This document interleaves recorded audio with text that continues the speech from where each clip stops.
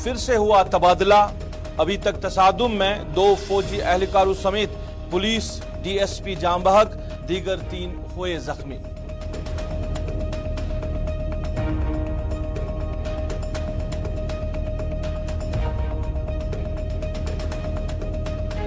जम्मू कश्मीर में मिलिटेंसी अभी खत्म नहीं हुई है।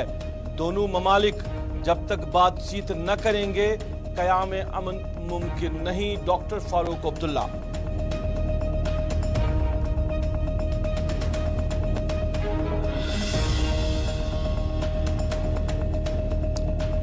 तनाजात के मुनाफाखोरों ने बच्चों के ब्रेन वॉशिंग की। नौजवानों के हाथों में पत्थर और बंदूक दिए एलजी सिन्हा।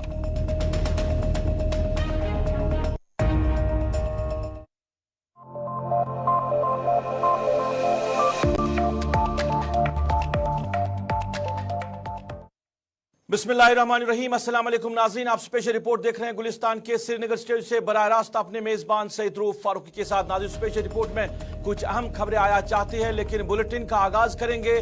कुकरनाग में आज फिर से गोलियों का तबादला शुरू हुआ है। ऑपरेशन दूसरे रोज में दाखिल हुआ है और आज फिर से कुछ देर पहले तक वहां पे गोलियों का तबादला फिर से शुरू हुआ है और सिक्योरिटी फोर्सेस की इजाफी नफरी को इलाके में तैनात किया गया है और सर्च ऑपरेशन लगातार जारी है। वसी पैमाने पर अब सर्च ऑपरेशन जो है वो शुरू कर दिया गया है।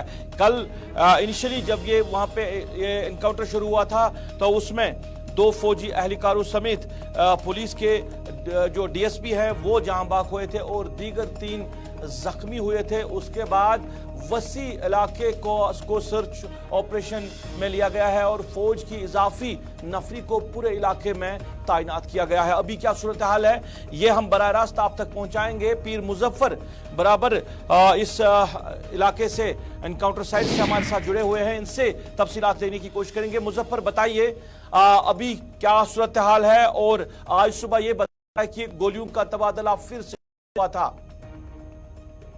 जी रूप, मैं आपको बता दूं, अगर हम एनकाउंटर की बात करें, ये एनकाउंटर बिल्कुल अब 24 घंटे बीत चुके हैं, लेकिन ताहाल जो कल हमने पाया था कि जो मिलिटेंट ने ताबड़तोड़ फायरिंग की थी सिक्योरिटी फोर्स में, जिसपे 5 एहलकार जख्मी हुए थे इंसिडेंटली तौर पे।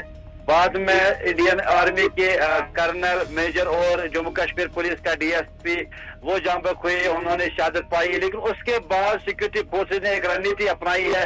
देर रात उन्होंने जो जंगल एरिया, खासकर मैं आपको दिखाना चाहूंगा जहां पे हम खड़े हैं, वहां पे उन्होंने देर रात जंगल जो यहाँ पे ये वसी एरिया है इसको इंस्टॉल किया, वहाँ लाइट इंस्टॉल किए। लाइट इंस्टॉल करने के बाद यहाँ पे सुबह फिर एक बार यहाँ पे जो गोलियों की गनगरी से पूरा इलाका लर्ज उठा। फिर उसके बाद आधे घंटे के बाद फिर वक्फे से गोलाबारी सुनने को मिली। लेकिन ताहाल इस वक्त अगर हम बात करें, यहाँ पे अब सिक्योरिटी फोर्सेज ने जो ये एरिया है इसको पूरी तरह यहाँ पे सील किया है। खासकर मैं बता दूं, इसी के वो दूसरी तरफ जो एरिया आता है वो है कपरन वेरीनाग और तीसरा एरिया है वो है कश्तवाड़।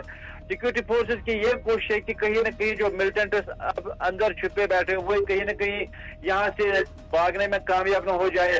और सबसे पहले यहाँ पर सिक्योरिटी फोर्सेज ने मुजफ्फर एक चीज जानना चाहूंगा मैं आपसे कि क्या ये जो रिहायशी पजीर इलाका है जहाँ पे ये एनकाउंटर चल रहा है या जंगलात का एरिया है, क्या रिहाइश पजीर जो वहां अगर है तो क्या लोगों को वहां से निकाला गया है? नहीं रूप, ये जो ये एनकाउंटर हुआ है ये बिल्कुल एक जो डेंस फॉरेस्ट यानी जो वस्ती जंगली एरिया है वहां पे ये एनकाउंटर शुरू हुआ। लेकिन एनकाउंटर यहाँ जहाँ पे शुरू उसके बीचों बीच नीचे बस्ती है, लेकिन बस्ती से ये ज्यादा दूर भी नहीं है। सबसे पहले सिक्योरिटी फोर्सेज ने यहाँ लोगों को जिक्र किया कि ये कपरन के नजदीक में जंगल पड़ता है।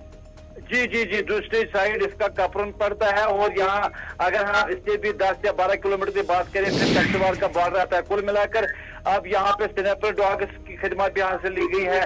खासकर चॉपर्स यहाँ पे गश्त कर रहे हैं। बिल्कुल चारों तरफ जो पहाड़ है, इस पहाड़ को अब सिक्योरिटी फोर्सेज ने फोकस बनाया है, मोटिव बनाया है, क्योंकि अब ये चैलेंज बनता जा रहा है सिक्योरिटी फोर्सेस के सामने, क्योंकि 24 घंटे तो बीत चुके हैं एनकाउंटर को, लेकिन जिसमें सिक्योरिटी फोर्सेस को नुकसान भी उठाना पड़ा। अब इनका यही लक्ष्य है कहीं ना कहीं हम जल्द से जल्द उन तक पहुंच पाए और वहां पे उनके साथ फिर से जो कांटेक्ट है वो एस्टैब्लिश हो जाए और ये जो एनकाउंटर है ये खत्म हो जाए। जी रूप। मुजफ्फर, ये बताइए कि क्या किसी ऑफिशियल के साथ बात हुई कोई कि ये एनकाउंटर, जिस तरह खबरें आ रही कि ये एनकाउंटर जो है ये लंबा खींच सकता है, क्योंकि कुछ अंदाजा नहीं है कहां पे वो मिलिटेंट हैं, तो कहां से ये अटैक हुआ था, जिस तरह जो कम्युनिकेशन सामने आ रही है, तो क्या ये एनकाउंटर अंदाजे के मुताबिक लंबा खींच सकता है?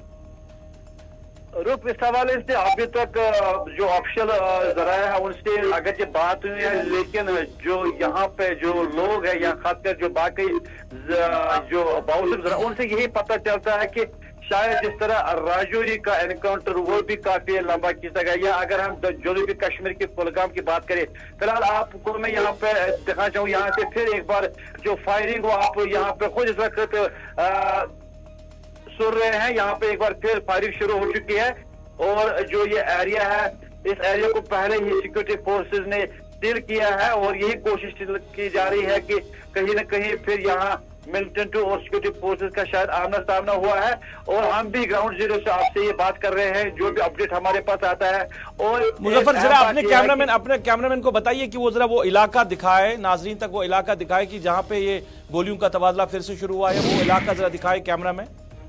ठीक है सर, आप जो तारीख हो आपको यहाँ पे फिर ये जो एरिया है ये आपको दिखाएगा कहाँ पे ये।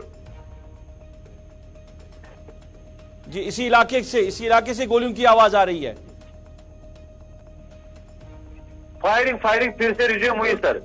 चलिए, फायरिंग फिर से रिज्यूम हुई है, तब गोलियों का तबादला फिर से चल रहा। कुछ देर के लिए बताया जा रहा था कि गोलियों का तबादला रुका हुआ था, पर अभी हमारे जो रिपोर्टर है ग्राउंड जीरो पे जो रिपोर्ट कर रहे हैं पीर मुजफ्फर, वो कह रहे हैं कि फिर से अभी गोलियों की आवाज वहां से सुनाई दे रही है जहां पे यह एनकाउंटर हुआ है। पूरे इलाके को जो है सिक्योरिटी फोर्सेस ने अपने घेरे में लिया है और इजाफी सिक्योरिटी जो है वो तैनात रखी गई। मुजफ्फर, बहुत बहुत शुक्रिया तफसीलात देने के लिए। अपना ख्याल रखिएगा, खबर पे नजर बनाए रखिए, पर अपना ख्याल भी रखिएगा।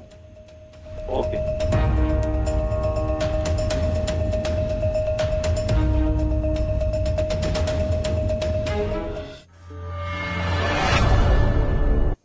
कुकरनाक तसादुम में 2 फौजी ऑफिसर और एक जम्मू कश्मीर पुलिस का डिप्टी सुपरिटेंडेंट जो है वो जान बहक हुआ है। डिप्टी सुपरिटेंडेंट हुमायूं भट्ट, जिनका असल ताल्लुक त्राल इलाके से है, पर वो रिहाइश पजीर है हुमामा के फ्रेंड्स एनक्लेव कॉलोनी में। कल शाम देर गए हुमायूं की जो मैयत है वो उनके घर एयरपोर्ट जो लाई गई है, फ्रेंड्स कॉलोनी एयरपोर्ट, वहां पे लाई गई है और फिर शाम देर गए उनकी तदफीन भी हुई है। और कल से ही वहां पे लोगों की भारी तादाद जो है वो ताज़ियत के लिए आ रही है। सियासी, समाजी व मजहबी जो लोग हैं वो भी हुमायूं के घर आकर उनके लवाकिन से ताज़ियत कर रहे हैं। इधर नेशनल कॉन्फ्रेंस के सदर व member parliament doctor Farooq Abdullah भी आज हुमायूं भट्ट के घर ताज़ियत के लिए आए थे। डॉक्टर फारूक अब्दुल्ला ने हुमायूं के वालिदैन के साथ ताज़ियत की और बाद में उन्होंने मीडिया नुमाइंदों से भी बात की। मीडिया से बात करते हुए डॉक्टर फारूक अब्दुल्ला ने कहा कि अभी मिलिटेंसी जम्मू कश्मीर के अंदर ख़त्म नहीं हुई है। जब तक दोनों ममालिक के बीच में बातचीत नहीं होगी तब तक क़याम अमन नामुमकिन है जम्मू कश्मीर के अंदर। डॉक्टर फारूक अब्दुल्ला का कहना है कि दोनों ममालिक पाकिस्तान और हिंदुस्तान जो है वो आपस में बातचीत करे। अगर जम्मू कश्मीर को इस दलदल से निकालना है, इसके लिए ज़रूरी है कि पाकिस्तान और भारत बातचीत करे और बातचीत से ही हर मामला जो है आज तक हल हुआ है।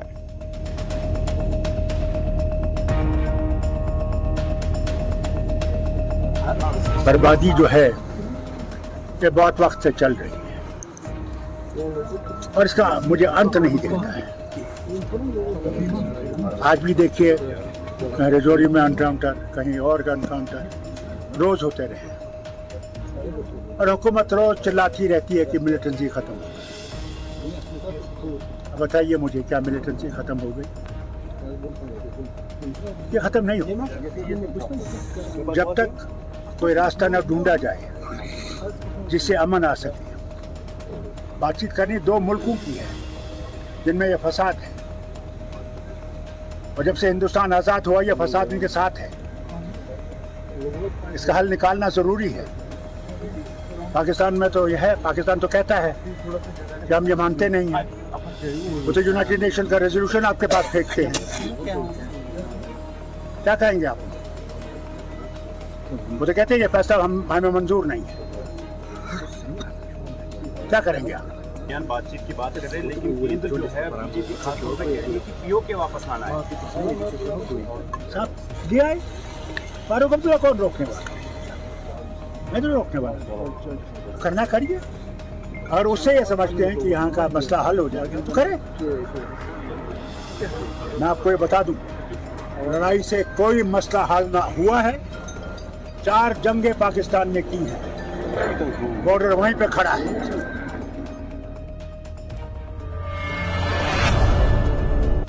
जंगों से आज तक कोई मसला हल नहीं हुआ है। सिर्फ बातचीत ही वाहिद रास्ता है जिससे सारे मामलात जो है वो हल हो सकते हैं। डॉक्टर फारूक अब्दुल्ला कह रहे। इधर साबिक मरकजी वजीर सैफुद्दीन सोज भी जो है वो हुमायूं भट्ट के घर गए। वहां पे उनके वालिदैन के साथ, उनके लवाकिन के साथ ताज़ियत की। सैफुद्दीन सोज ने इस वाक़े पर अफसोस का इजहार किया और जांबाग हुए ऑफिसरान को खराज अकीदत पेश किया। इस मौके पर सैफुद्दीन सोज ने भी मीडिया के साथ बात की और मीडिया के साथ बात करते हुए उन्होंने कहा कि इस तरह के वाक़ात से दिल्ली को सबक लेना चाहिए कि जम्मू कश्मीर के अंदर अभी नॉर्मल सी नहीं है।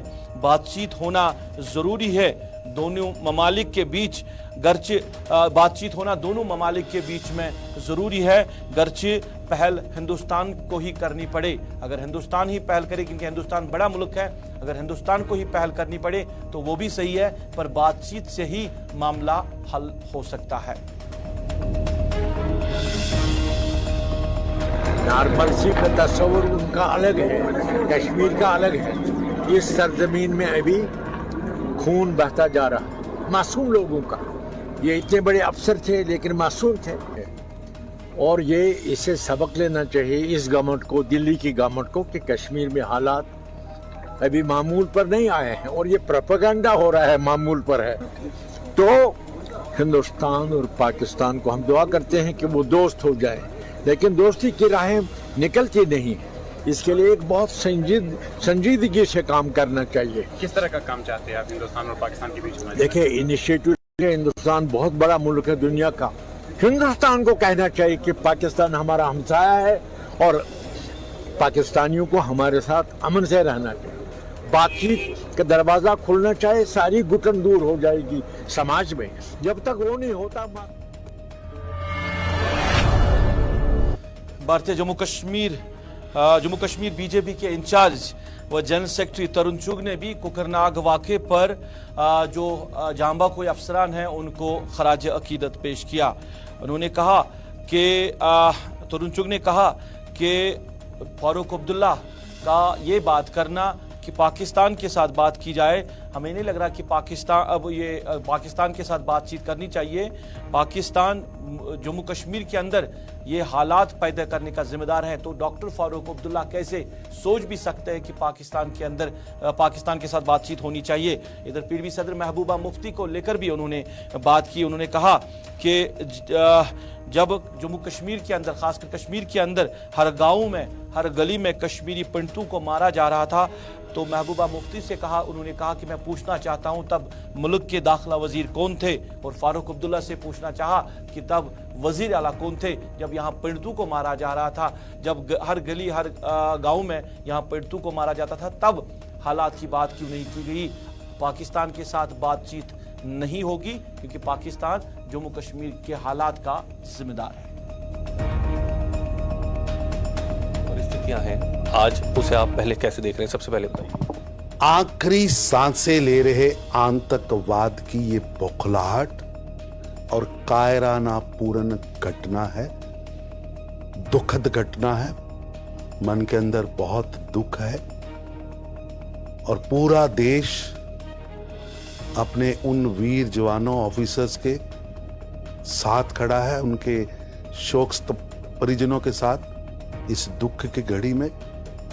देश की सरकार और देश का हर नागरिक अपने उन वीर शहीद सैनिकों के परिवारों के साथ कंधे से कंधा मिलाकर खड़ा है, जाएगा। लेकिन अब तो समूचा जो अपोजिशन है वो ये कह रहा है कि एक तरफ आतंक का साया बढ़ रहा है, एक तरफ माएँ रो रही थी, बीवी रो रही थी, बच्चे रो रहे थे, दूसरी तरफ दिल्ली के अंदर जश्न बन रहा था। ऐसी शहादत पर राजनीतिक रोटियां नहीं सीखनी चाहिए।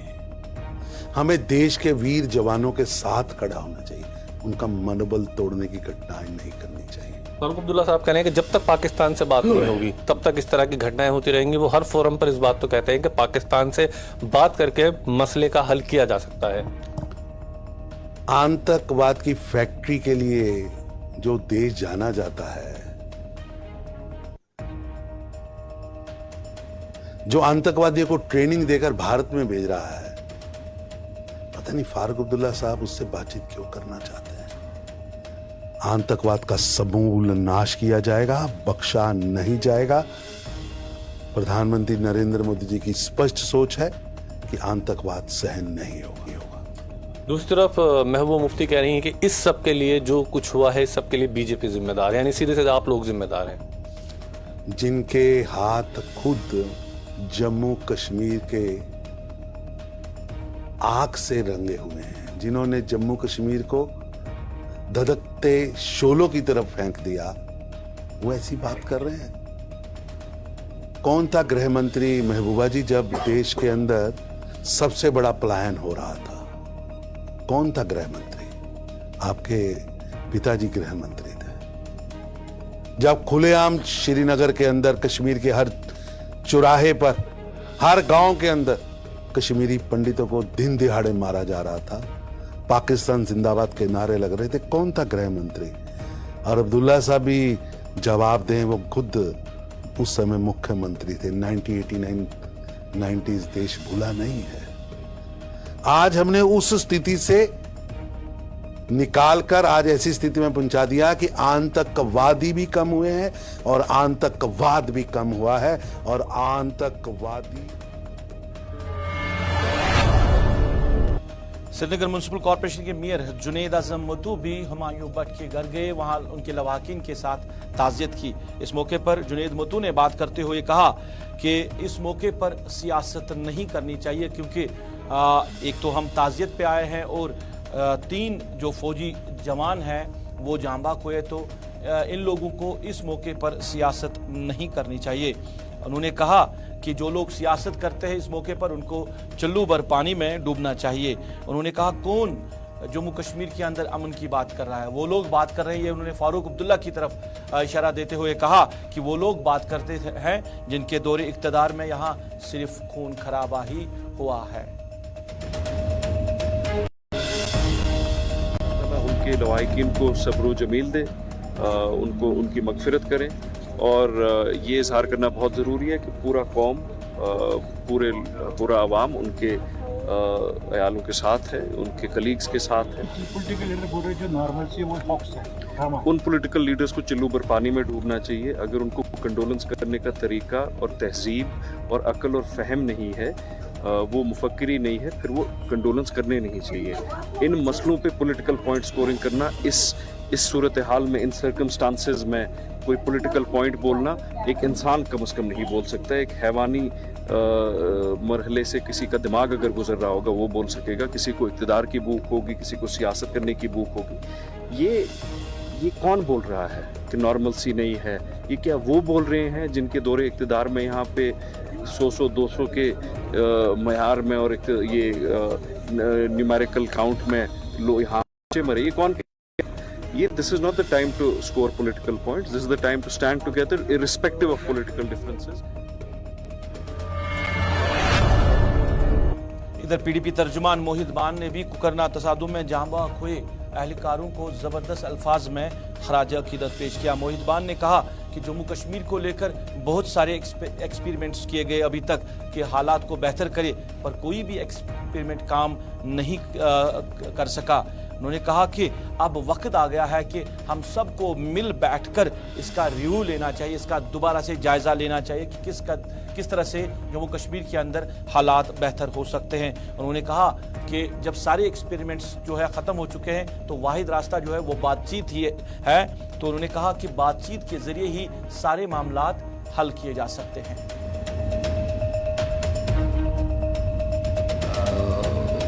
एक 30-32 साल का अरसा हो गया है। कई बच्चे अपने वालिदैन को खो चुके हैं, कई माओं ने अपनी औलादें खोई हैं। मैं समझता हूं कि शायद एक वक्त आ गया है कि जहां हमारे को बैठकर ये सोचना है, ये फैसला लेना है कि क्या हमें ये जो जंग है इसका कोई एंड हो सकता है, क्या इसमें कहीं फुल स्टॉप लग सकता है, क्या ये जंग है इसका कहीं समाप्ति हो सकती है। कहीं ना कहीं हमारी जो पॉलिसी आज तक रही है, अलग अलग सरकारों की जो पॉलिसी रही है, कभी आतंकवाद में उतार भी आया है, चढ़ाव भी आया है, लेकिन इसको जड़ से मिटाने के लिए आज तक मुझे लगता है कोई एक समय अब आ चुका है, एक वक्त ऐसा आ चुका है कि जहां हमारे को इसको जड़ से उखाड़ने की, इसको एकदम फुल स्टॉप लगाने की एक ज़रूरत है। इस पॉलिसी को रिव्यू करने की ज़रूरत है। जहां दोनों मुल्कों की फौजें आमने सामने LOC के ऊपर, बॉर्डर के ऊपर तैनात हैं जंग लड़ने के लिए, वहां पे शांति है, वहां पे सीज फायर है। वो सीज फायर बातचीत के जरिए आया, लेकिन जो सिविलियन एरिया है, जो आम आवाम के बस्कीनदार लोगों का एरिया है, वहां पे जंग जारी है, वादी के अंदर जंग जारी है। तो अगर बातचीत के जरिए वहां पे शांति को हासिल किया जा सकता है, अगर वहां पे पीस हासिल की जा सकती है, तो यहां पे ये पीस क्यों नहीं हासिल की जा सकती है। ऐसा कुछ भी नहीं है कि बातचीत से कोई चीज हासिल नहीं हो सकती। मैं समझता हूं कि जैसे LOC के ऊपर सीज फायर बातचीत के जरिए हासिल हुआ, ऐसा सीज फायर यहां कश्मीर वादी में भी हासिल हो सकता है। और ये वक्त आ गया है कि सरकार को इस चीज को। जम्मू कश्मीर के लेफ्टिनेंट गवर्नर मनोज सिन्हा ने कहा कि तनाज़ात से जिन लोगों को फायदा मिलता है, जिनको मुनाफा होता है, उन मुनाफाखोरों ने जम्मू कश्मीर के बच्चों को ब्रेन वॉश किया है और यहाँ के नौजवानों के हाथों में या तो उन्होंने पत्थर दिए हैं या उन्होंने बंदूकें थमा दी हैं। आज ministry of women's child development के प्रोग्राम के तहत SKCC में सोशल वेलफेयर डिपार्टमेंट के इश्तराक से एक तकरीब के दौरान खिताब करते हुए मनोज सिन्हा ने कहा कि हम सबको मिलकर काम करना चाहिए कि हमारे जो नौजवान जो भटक चुके हैं रास्ते से, उनको बेहतरी की तरफ लाए। उनके हाथों में पत्थर के बजाय हम लैपटॉप देखें, उनके हाथों में बंदूक के बजाय हम कलम देखें। ये हमारा मिशन है और हम सबको मिलकर इसके लिए काम करना होगा। सरकार के सहयोग से सोशल वेलफेयर डिपार्टमेंट द्वारा मिशन वात्सल्य जुवेनाइल जस्टिस एक्ट के तहत अनेक ऐसे महत्वपूर्ण कदम उठाए गए हैं जिसकी वजह से यूनाइटेड नेशंस भारत को चिल्ड्रेन एंड आर्म्ड कॉन्फ्लिक्ट की रिपोर्ट से 12 वर्ष बाद बाहर रखा है। और मैं समझता हूं यह न सिर्फ बड़ी उपलब्धि है बल्कि केयर तथा संवेदनशीलता जम्मू कश्मीर प्रशासन में है, इसका भी एक जीता जागता उदाहरण है, प्रमाण है। हम ऐसा वातावरण बनाना चाहते हैं कि किशोर अवस्था के सभी बच्चों के हाथ में कैसे लैपटॉप पहुंचे, कैसे वो एक अच्छे इंसान बन सके, मॉडर्न इकोसिस्टम की यात्रा को कैसे वो सपोर्ट कर सके। मैं जानता हूं कि किशोरावस्था ऐसी उम्र होती है जब अनेक बार बहकावे में आकर बच्चे गलत रास्ता पकड़ लेते हैं, लेकिन आज पूरी संवेदनशीलता के साथ हम सबको सुनिश्चित करना चाहिए कि उनकी ऊर्जा अपने व्यक्तिगत विकास, अपने सपनों को पूरा करने में लगे, जो अंत में जम्मू कश्मीर और राष्ट्र निर्माण में योगदान दे। नाज़रीन, इसके साथ ही अभी तक स्पेशल रिपोर्ट में बस इतना ही। आप गुलिस्तान न्यूज के साथ जुड़े रहे। गुलिस्तान न्यूज पे खबरों का सिलसिला जारी रहेगा। अभी तक के लिए अपने मेजबान को दीजिए इजाजत। अल्लाह निगहबान।